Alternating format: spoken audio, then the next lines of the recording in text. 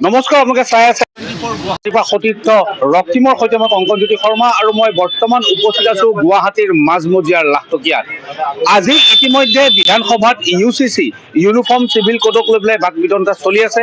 শাসক বিৰোধীৰ মাজত ইতিমধ্যে এই সমগ্ৰ বিষয়টোক লৈ পেলাই আলোচনা, সমালোচনা তথা পৰ্যালোচনা চলি আছে। কিন্তু আচলতে কি এই UCC? এই UCC যদি গৃহীত হয় বা বিধানসভাত যদি লাগু হয়, তেনেহ'লে কাৰ কি লাভ হ'ব বা কাৰ কি ক্ষতি হ'ব? বিশেষকৈ ইছলাম ধৰ্মী লোকসকলৰ মাজত UCCক লৈ পেলাই কিছু তেওঁলোকৰ মত আছে, যিখিনি মত আমি জানিবলৈ ইতিমধ্যে লাখটকীয়াত উপস্থিত হৈছোহি। আৰু অসমৰ অন্যতম খিলঞ্জীয়া মুছলমানসকলৰ এই স্থান লাখটকীয়াৰ পৰা আমি আপোনালোকক এই প্ৰতিবেদন দেখুৱাইছোঁ আৰু পোনে পোনে আমাৰ লগত কেইবাজনো ব্যক্তি উপস্থিত আছে, তেওঁলোকৰ পৰা আমি জানিবলৈ চেষ্টা কৰিম।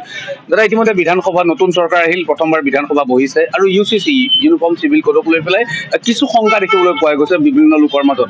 বিশেষকৈ আপোনালোকৰ ইছলাম ধৰ্মী লোকসকলৰ মাজত যথেষ্টখিনি শংকা আছে বা কিছু প্ৰশ্ন আছে।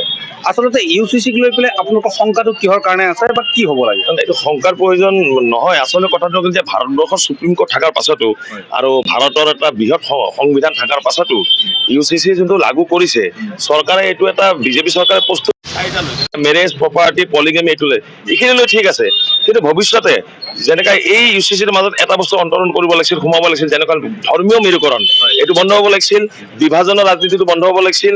সমান্তৰাল UCC মানে কি, সকলোৰে সমান আইন। কিন্তু ইয়াতে দেখিছো যে কিছুমান ক্ষেত্ৰত ট্ৰাইবেল সকলোকে এৰি দিয়া হৈছে। এতিয়া এনেকুৱাতো ভৱিষ্যতে নহয় যে অকল মাইনৰিটিৰ ওপৰত এই UCCটো লাগু হ'ব পাৰে। এনেকুৱা চৰকাৰ যদি ভৱিষ্যতে হয়, আমাৰ এটা সন্দেহ আছে। কিন্তু UCC যদি পলিগেমিৰ কাৰণে কৰিছে বহুত ভাল, চাইল্ড মেৰেজৰ কাৰণে যদি কৰিছে খুব ভাল, লিভ ইন ৰিলেশ্যনশ্বিপৰ কাৰণে যদি কৰিছিল এইটো খুব ভাল। আৰু যিকেইটা আইন UCCৰ নামত চৰকাৰে এটা প্ৰচাৰ চলাইছে, অলৰেডি এইটো ভাৰতীয় সংবিধানত অন্তৰ্ভুক্ত হৈ আছে। আৰু সেই আইনখনৰ কিছু অংশ লৈ কেনে চৰকাৰে UCC নামকৰণ কৰিছে। কিন্তু এতিয়া এখন দেশত য'ত বিভিন্ন ধৰ্মৰ জাতি থাকে, ভাষা থাকে, সাংস্কৃতি থাকে, কালচাৰ থাকে, আৰু খাদ্য সামগ্ৰীৰ ক্ষেত্ৰতো চাব আপোনালোকে, সকলো খাদ্যবিলাক বেলেগ বেলেগ হয়। আপুনি যদি নৰ্থ ইষ্টৰ যদি পাহাৰীয়া অঞ্চলবিলাকত যায়, তাৰ খাদ্যবিলাক বেলেগ, লোৱাৰ আছামৰ খাদ্যবোৰ বেলেগ, আপাৰ আছামৰ খাদ্যবোৰ বেলেগ, ঠিক সেইদৰে আপুনি চাউথৰ খাদ্যবিলাক বেলেগ। ইমান বৃহৎ এখন ভাৰতৰ দেশ, য'ত ডাইভাৰ্চিটি বিভিন্ন, কালচাৰ বিভিন্ন, ইয়াতে যেতিয়া এটা নীতিত এটা আইন বনোৱা হ'ব, তেতিয়াহ'লে বহুত অন্য ধৰ্মৰ লোকসকল বা অন্য জাতিৰ সকলো এইটো এটা ক্ষতি হ'ব পাৰে। আমি চৰকাৰক কওঁ যে এইটো যিবিলাক ৰাইজৰ কাৰণে ভাল হয়, যেনেকৈ আপোনাৰ এই চাৰিটা যোনটো ছিষ্টেম এতিয়া কৰিছে, এইটো বহুত ভাল, আমি ৱেলকাম কৰিছোঁ। কিন্তু এইটো অলৰেডি সংবিধানত আছেই। আপোনালোকে যিসকল আইনজীৱী আছে, তেওঁলোকৰ পৰা আপুনি পৰামৰ্শ লৈ গমেই পাব যে এটা বস্তু থকাৰ পিছত আৰু এটা নতুন আইন। আৰু আপুনি চাব যে এইটো ভৱিষ্যতে আমাৰ এটা সন্দেহ হৈছে যে এইটো বস্তু যায় এটা মেৰুকৰণ যাতে নহয়, সেইটোলৈ আমি চৰকাৰক এটা মানে এটা আহ্বান জনাইছো। কাৰণ মেৰুকৰণ যাতে নহয়, মই আহিম আপোনাৰ ওচৰলৈ। আৰু এজন ব্যক্তি আছে যে UCC ইউনিফৰ্ম চিভিল কোডক লৈ পেলাই যথেষ্টখিনি আপোনাৰ এতিয়া আলোচনা চলি আছে। হয়তো আমাৰ এই প্ৰতিবেদন যেতিয়া জনতাৰ কাষত পাবহি, তেতিয়ালৈকে হয়তো কিবা সিদ্ধান্ত হ'বও পাৰে, নহ'বও পাৰে। কি আছে আচলতে UCCত আপোনাৰ দৃষ্টিত কি হ'ব লাগিছে? চাওক, UCC যোনটো আনি আছে, এই আইনটোতো আগৰ পৰা আছে। সেইটোত চবে জানে যে আমাৰ যোনটো সংবিধান আছে দেশৰ, তাতে আপোনাৰ ধৰক বহুত বস্তু সোমাই আছে, কিন্তু সেইবিলাক লাগু কৰা নাই আজিলৈ চৰকাৰে। যদি সেইটো ইফালে চাই কেনে যদি আৰু এটা যদি আইন যদি আনি যদি জাপি দিয়ে, আইনটো জাপাত একো নাই আপোনাৰ, কিন্তু মানুহৰ যোনটো ৰিলিজিয়াছ ফ্ৰীডম আছে, সেই ৰিলিজিয়াছ ফ্ৰীডমটো চেচ হ'ব নালাগে। কাৰণ চাওক, আপুনি বেয়া নাপাব, আজি হিন্দু মানুহে কওক বা মুছলিম মানুহে কওক, এতিয়া মুছলিম মানুহে ধৰক কুৰবানী দিবই, হিন্দু মানুহৰ যেতিয়া পূজা হ'ব তেওঁলোকে বলি পতা আছে, বলি পতাত বলি দিবই। সেইটো কোনো চৰকাৰ আহিলে বস্তুটো ৰখাব নোৱাৰে। আৰু বাকী আপোনাৰ ধৰক যোনটো বিয়াৰ ক্ষেত্ৰত হৈ গ'ল, বা আপোনাৰ লিভ ইন ৰিলেশ্যনশ্বিপ ক্ষেত্ৰত হৈ গ'ল, বা বাচ্ছাৰ যোনটো বিবাহ হয় সেইটোৰ ক্ষেত্ৰত হৈ গ'ল, সেইবিলাকতো ঠিকেই আছে। কিন্তু কিছুমান বস্তুত বিচাৰ কৰিব লাগিব। যেনেকৈ আমাৰ দাদাই ক'লে এতিয়া যে আমাৰ দেশটো বৃহৎ এটা ডাঙৰ দেশ, বিভিন্ন জাতি জনজাতি ইয়াতে থাকে। ইয়াতে কিছুমান ক্ষেত্ৰত UCCত আপোনাৰ ট্ৰাইবেল বেল্টৰ বা আপোনাৰ ST বেল্টৰ মানুহক সিহঁতে বাদ দি আছে। কিন্তু এইটো বাদ দিলে এইটো পিছত বেয়া হ'ব। কাৰণ UCC যদি হয়, চবৰ কাৰণে এক সমান হ'ব লাগে। যিহেতু সংখ্যালঘু সম্প্ৰদায়ৰ কথা আপুনি ক'লে, যে সংখ্যালঘু সম্প্ৰদায় বুলি ক'লে কেৱল ইছলাম ধৰ্মীসকলেই নাই, তাত জৈন আছে, বুদ্ধিষ্ট আছে, খ্ৰীষ্টান আছে, সেইসকলৰ ওপৰতো কিবা প্ৰভাৱ পৰিব পাৰে নেকি?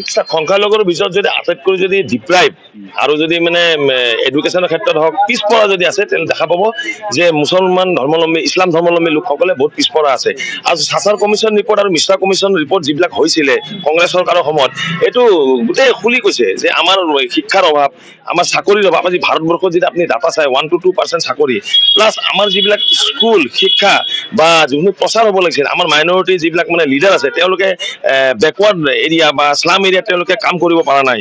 আৰু বিশেষকৈ আমি দেখিছোঁ যে ৰাজনীতিৰ ক্ষেত্ৰত অকল বিজেপি চৰকাৰ নাই, বিজেপি চৰকাৰ যিমান ভাল কাম কৰি আছে সেইটো আমি তেওঁলোকক ধন্যবাদ জনাব বিচাৰোঁ। কিন্তু এটা বস্তু মনত ৰাখিব যে আমি সংবিধানখন এজন লোকে সংবিধানখন বনোৱা নাছিল, এই বৃহৎ এটা গ্ৰুপে এই সংবিধানখন বনাইছে ভাৰতৰ স্বাধীন ৰক্ষাৰ কাৰণে। Write off speech, write off freedom, এইবোৰ যিবোৰ কথা তাতে অন্তৰ্ভুক্ত আছে। এতিয়া আপুনি চাওক, আপুনি 10 কিলোমিটাৰ পিছে পিছে আপুনি দেখা পাব যে ভাষাটো অলপ টিউনটো চেঞ্জ হৈ যায়। এখন যে এটা ষ্টেটৰ ভাষা আৰু এটা ষ্টেটৰ অমিল হয়, আৰু ইমান লেংগুৱেজ আছে ভাৰতবৰ্ষত যে কোনো কাৰো মানে কথাবোৰ মিল নাখায়। তেনে ক্ষেত্ৰত চৰকাৰে যদি ইন ফিউচাৰ আমি যেনেকৈ দেখা পাইছোঁ কুৰবানী ক্ষেত্ৰত এই বছৰটো আমি সিদ্ধান্ত লৈছোঁ যে আমি ছাগলী দিম, কিন্তু চৰকাৰে এটা বস্তু চিন্তা কৰিব লাগিব যে এই যোনটো আমাৰ কাও, এইটো নেশ্যনেল এলিমেণ্ট বুলি তেওঁলোকে ঘোষণা কৰি দিব লাগে। আৰু যিবিলাক বজাৰ, আজি চাওক বজাৰবিলাকত অপেন গৰু বিক্ৰী কৰি আছে, তাতে কিছুমানে ক্ৰয় কৰিছে। এই বস্তুটো বিশেষ কৰি কুৰবানী 2-3 মাহ বন্ধ হ'ব লাগে। কিন্তু এটা কথা ক'বই লাগিব যে গৰুৰ ব্যৱসায়ৰ লগত জড়িত বহু সংখ্যক কিন্তু হিন্দু সম্প্ৰদায়ৰ লোক আছে। যদি দেখা যায় যে বিভিন্ন গৰু বজাৰ যদি আমি চাওঁ, তেন্তে তাত দেখা হিন্দু সম্প্ৰদায়ৰ লোক বেছি আছে। বহুতে কিন্তু এই দিনকেইটালৈ বাট চাই থাকে। বিশেষকে মোক প্ৰশ্নটো শেষ কৰি লওঁ, গৰুহাল ধৰক যেতিয়া হালৰ কাৰণে কাম নহয়, যেতিয়া গৰুটো লাহে লাহে বুঢ়া হৈ যায় তেতিয়া সেই গৰুটো বিক্ৰী কৰা যায়। গতিকে এইবোৰ এটা ডিপ্ল'মেটিক কথা নেকি? চাওক, আমি মোৰ হিষ্ট্ৰী মতে মানে যিখিনি মোৰ ডাটা থাকাত মই দেখিছোঁ যে মুছলিম লোকসকলে কেতিয়াও মাইকী গৰু যোনটো কওঁ আমি, সেইটো কেতিয়াও তেওঁলোকে বলি নকৰে। আৰু যিবিলাক কৰে সেইবিলাক মানে মতা গৰু বা যিবিলাক বেছি বলদ হৈ যায় সেইবোৰে মানে ভক্ষণ কৰে। কিন্তু ভাৰত চৰকাৰে বা আমাৰ হিন্দু ভাইসকলে যদি গৰুটো বেন কৰিব বিচাৰিছে, যে আমি এক্সপৰ্ট চিষ্টেমটো কমপ্লিটলি বেন কৰি দিয়ক ইণ্ডিয়াত। কাৰণ UCCৰ মাজত এইটো অন্তৰ্ভুক্ত কৰিব লাগে যাতে কোনো বিফ, কাও, মহৰ যিবিলাক আন্তৰ্জাতিক ইণ্টাৰনেশ্যনেল লৈ যিবিলাক এক্সপৰ্ট হৈ আছে এইটো বেন হ'ব লাগে, ৰপ্তানিটো বেন হ'ব লাগে। যেতিয়া আমি ক'ম যে সঁচাই, আৰু আমি দেশত যেতিয়া এখন ভাৰতবৰ্ষত আছোঁ, ভাৰত হওক বা আপোনালোকে হিন্দুস্তান কওক বা হিন্দু ৰাষ্ট্ৰ কওক, এইখন আমাৰে দেশ, আমি মৰি গ'লে ইয়াতে কবৰ হ'ব লাগিব। কিন্তু আইন এনেকুৱা এখন হ'ব লাগে যোনটো আইনত মানুহ মানে আৰামত থাকিব পাৰে, কাৰো ক্ষতি নহয়। আজি চাওক পভাৰ্টি ইনক্ৰিজ হৈছে, আজি চাওক খাদ্য সামগ্ৰী বাঢ়ি আছে, আজি চাওক আজি পেট্ৰল ডিজেলৰ বস্তু বাঢ়ি আছে, এইটো কেতিয়াও কমি নাযায়। কিন্তু হেল্থ ছেকশ্যন আৰু এডুকেশ্যন চিষ্টেমত যদি UCCৰ মাজত অন্তৰ্ভুক্ত চৰকাৰে কৰিলে হয়, তেতিয়া আপুনি চাব যে 90% ভাৰতৰ নাগৰিকে এইটো ৱেলকাম কৰিলে হয়। কিন্তু আজি ফ্ৰী এডুকেশ্যন বা হেল্থ ছেক্টৰত আমি গোটেই ৱৰ্ল্ডৰ ডাটাত ৱেষ্ট ডাটাত আমি কৰি আছোঁ এতিয়া। ধন্যবাদ। আৰু এইদৰে আচলতে গুৱাহাটীৰ যিসকল ইছলাম ধৰ্মী লোক আছে, পুনৰবাৰ কৈছোঁ, মই যিসকলৰ লগত কথা পাতি আছোঁ, এয়া গুৱাহাটীৰ মাজমজিয়াৰ লাখটকীয়া অঞ্চল, আৰু ইয়াত থকা প্ৰত্যেকগৰাকী ইছলাম ধৰ্মী লোক আচলতে চৰকাৰৰ গৰীয়া সম্প্ৰদায়ৰ লোক তেওঁলোক, আৰু বহুত আমি খিলঞ্জীয়া মুছলমান বুলি তেখেতসকলক কওঁ। তেওঁলোকে কৈছে UGCৰ মাজত যদি তেওঁলোকে ৱেলকাম কৰিছে, UGC কিছু ক্ষেত্ৰত তেওঁলোকে ৱেলকাম কৰিছে, আৰু তেওঁলোকে কৈছে খালি যদি UCCয়ে কেনেবাকৈ তেওঁলোকৰ ধৰ্মীয় অনুভূতিত যদি আঘাত সানিব লগা কিছুমান অন্তৰ্ভুক্ত যদি কৰে, তেতিয়াহ'লে হয়তো চৰকাৰে এইটো ক্ষেত্ৰত কিছু অলপ পদক্ষেপ বেলেগভাৱে গ্ৰহণ কৰিবলৈ তেওঁলোকে আহ্বান জনাইছে।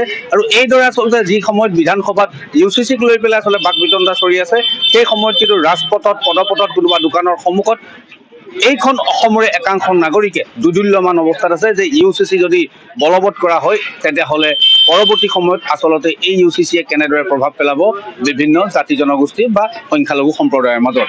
অংকনজ্যোতি শৰ্মাৰ ৰিপৰ্ট, MN24 গুৱাহাটী।